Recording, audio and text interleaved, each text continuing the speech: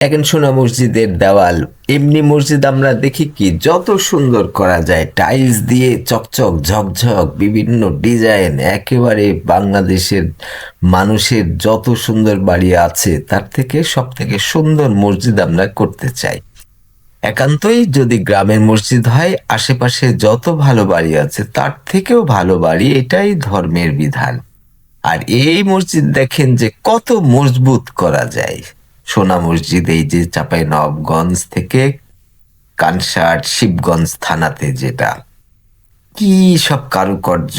আর এই যে গম্বুজ করা ওপরে, 60 গম্বুজ যেটা বলা হয়, কত যে শক্ত করে করা, কিভাবে ইটের পরে ইট, আর ইটগুলো কেমন শক্ত।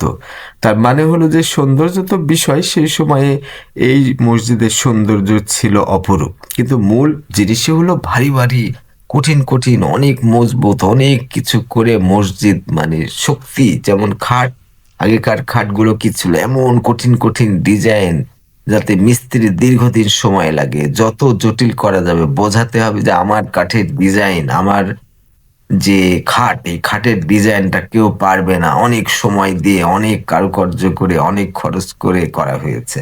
তো মসজিদটা সেই রকম, একেবারে লাল লাল ইট, শক্ত শক্ত ইট, কেমন করে যে বানিয়েছে, আর মোটা